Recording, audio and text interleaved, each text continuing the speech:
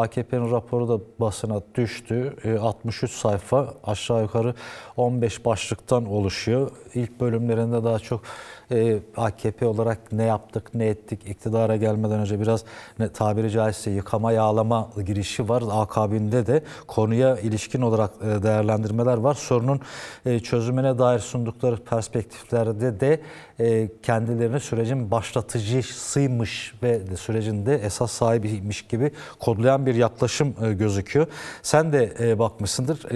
İstersen ilk izlenimin neler bu rapora ilişkin olarak, AKP'nin raporuna ilişkin olarak onu konuşarak başlayalım.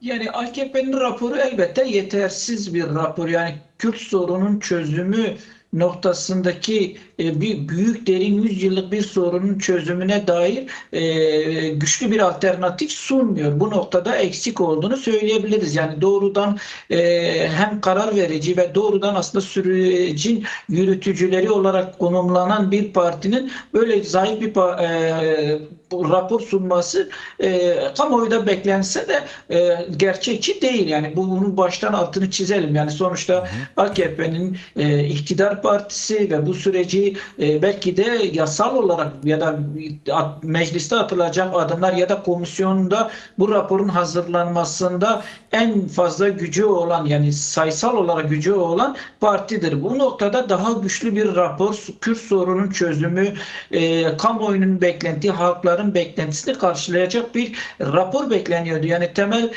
biraz önce bahsettiğiniz gibi yani AKP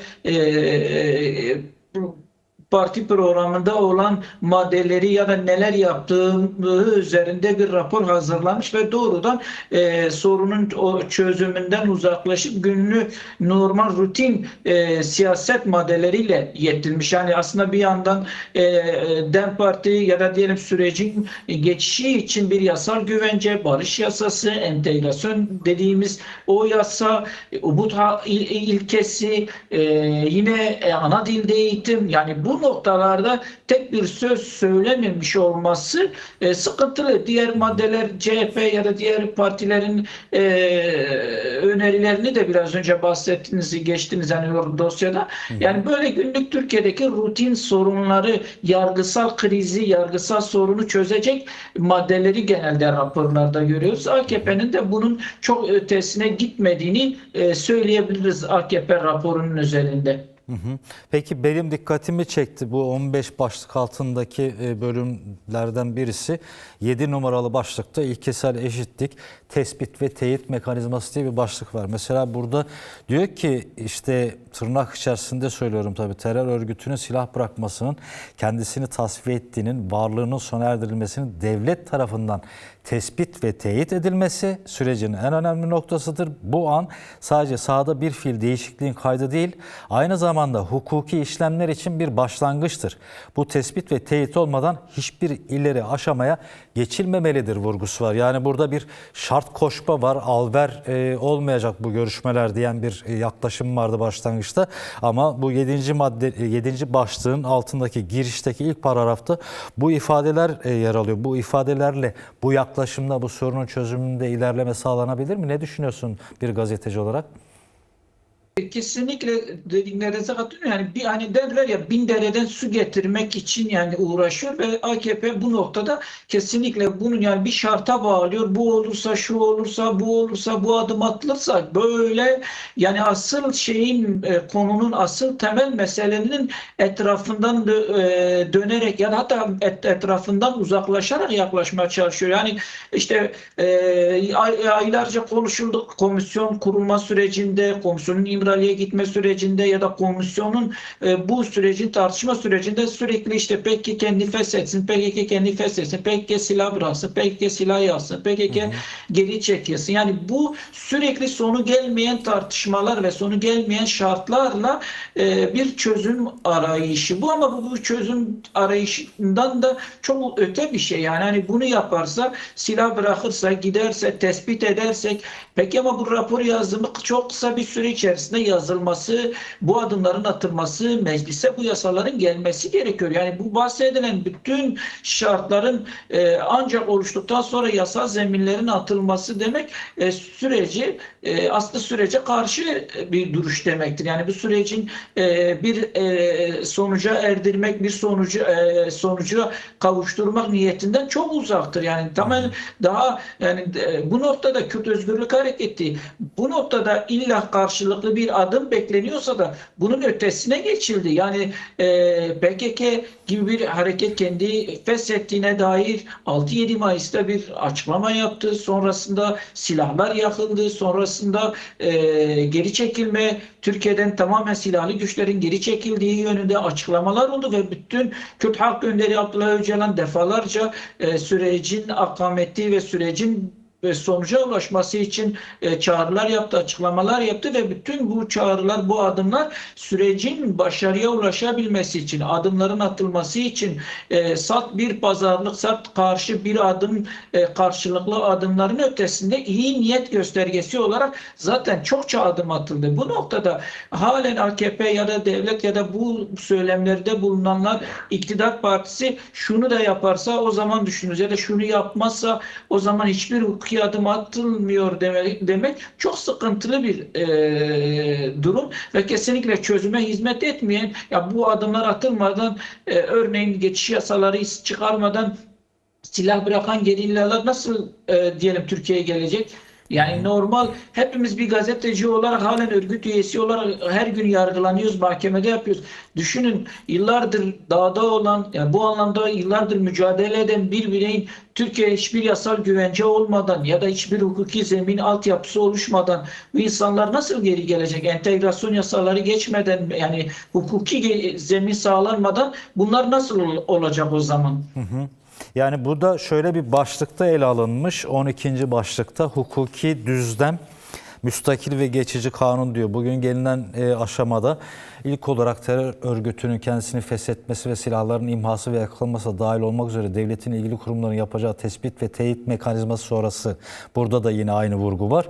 Oluşturulacak düzenleme somut ihtiyacı daha özgür kılmaktadır. Bu nedenle eski çıkarılmış yasaların, düzenlemelerin yenilenmesinden daha çok diyor müstakil bir kanun hazırlanması en doğru ve hukuken en gerçekçi yaklaşımdır diyor. Şimdi Reber Öcalan da zaten çağrısını ilk yaptığı zaman çatışmanın sona erdirilmesi ve bu durumun hukuki ve yasal bir zemine çekilebileceği konusunda bir hem siyasi hem teorik hem politik güce sahip olduğunu da belirtmişti ve bunun da ön adımlarını attı. Şimdi burada öncelikli olarak bir diğer yanı da hani uluslararası farklı alanlardaki bu tür süreçlerle karşılaştırma için söylemiyorum ama üçüncü bir göz de yok örneğin. Yani bu hukuku ve yasal düzenlemelerin olması zaten bu sürecin önünün açılması için bir gereklilikken burada tersi bir yaklaşımı görüyoruz. Bir de 9. başlıkta meseleyi daha çok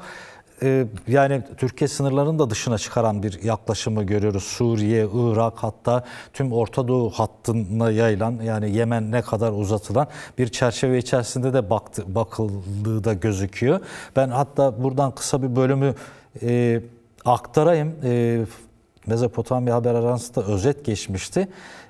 Arkadaşlar da yansıtmayı açarlarsa örneğin Kuzey ve Doğu Suriye tehdit olarak vurgulanıyor. Kuzey ve Doğu Suriye özel yönetim bulunduğu alanlara da dikkat çekiliyor. Türkiye'nin sınır hattında bir terör koridoru oluşturmasına yönelik her türlü girişimin ulusal güvenlik açısından kırmızı çizgi olarak görüldüğü iddialarına yer veriliyor. Yani güvenlikçi yaklaşım ısrarlı bir şekilde burada sürdürülüyor. Yani sorunun tarihsel, toplumsal, sosyolojik kökenlerine kimi yerlerde değinilmiş. Şimdi hakkını yememek lazım ama sorunun özüne yönelik olarak çözüm önerilerine gelindiği zaman yine o eski reflekslerin devreye girdiği gözüküyor. Bu şekilde ortak bir konsensüs nasıl çıkacak, çıkar mı? Yani bir gazeteci olarak deneyimlerin ve tecrübelerine de dayanarak neler söylemek istersin? Mecliste oldukça gürültülü bir dönem yaşanacağı benziyor bu ortaklaştırma sürecinde. Doğrusu bir gazeteci olarak öncelikle çıkmasından yanayım. Yani bu kadar zorluğa rağmen bir sonucu çıkmasından yanayım. Yani bu öylesi 100 yıllık Kürt sorununun çözümü noktasında özellikle Kürt Halk Önderi Abdullah Öcalan'ın Kürt Özgürlük Hareketi'nin bu kadar önemli adımlar atmışken Kürt halkı, Türkiye halkları barışı bu kadar istediği bir dönemde bu kadar çelişki, bu kadar sorunlara, bu kadar yetmez raporlara rağmen bu komisyonun rapor aşamasında bir sonucun çıkmasında gönlüm bu yönde ve bu yönlü bir beklenti var ama doğrusu zor. Yani bu AKP yani söylemleri de biraz yani AKP'nin ya da MHP'nin söylemleri hatta CHP'nin söylemleriyle raporları birbirine uyuşmuyor. Şimdi DEM Parti'nin ya da biraz önce Yeni Yol grubu biraz daha bu yönlü daha derli toplu ve sorunun çözümüne katkı sunacak bazı düzenlemeleri dikkat çekmiş ve bunlar önemli. Şimdi DEM Parti'nin raporu ya da Yeni Yol grubun raporuyla AKP, MHP ya da CHP grubunu karşılaştırıp bu raporlar üzerinden biraz önce bir konsensus çıkması aslında zor görünüyor. Ama nasıl? Yani örneğin ana dilde eğitim, umut ilkesi ya da diyelim entegrasyon yani barış yasası dediğimiz bu üçlü nokta çok önemli başlıklar yani bu noktalar nasıl sağlanacak? Bu noktalarda adım atılacak mı? Atılması gerekiyor. Yani şimdi siz bu noktalarda özellikle umut ilkesiyle entegrasyon yani barış yasası noktasında bir adım atmazsanız sürecin bir en önemli saç ayağı eksik kalıyor ve bu noktada sıkıntı olur. Yani bu yazılmadan bu komisyon raporu meclise geldiğinde sıkıntı olur. Bu sorunun çözümüne önünü açmayacak. Onun için bu noktalarda elbette ciddi tartışmalar olur. Yoksa AKP'de kayyum kaldırılsın, CHP'de benzer talepleri var ama bu noktalarda özellikle yani MHP çıkış noktası umut ilkesiydi. Yani hani işte kendini feshetsin işte ya da ne yapsın gelsin mecliste konuşsun. Kürt Halk Önderi Abdullah Öcalan umut ilkesinden faydalansın denildi. Ama umut ilkesine dair herhangi bir düzenleme yok.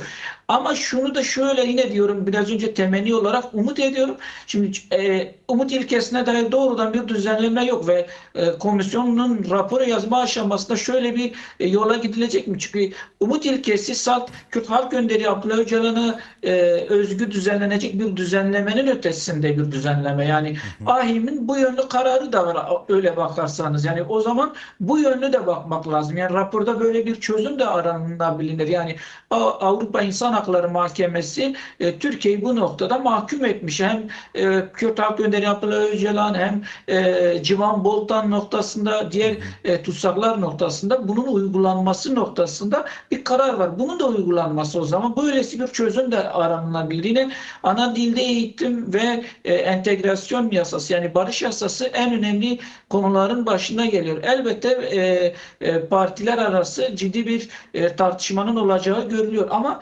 dediğin gibi burada acaba yani şunu düşünmek lazım. Çözüm mü ya da çözümsüzlük mü? Bu biraz bu rapor yazma sonrasında biraz biz bunu bence göreceğiz. Yani eğer özellikle iktidar, MHP ya da diğer partilerden çözümden yanaysa bu raporlar eksik yazılmış raporlara rağmen ortak bir çözümde, ortak bir paydada. Çünkü zaten yol haritası var ve DEM Parti bunun genişçe 120 sayfalık gibi bir rapor sunmuş ve burada Kürt sorunun çözümü, Kürt sorununun dayandığı temeller ve buna dair çözümleri net bir şekilde konmuş.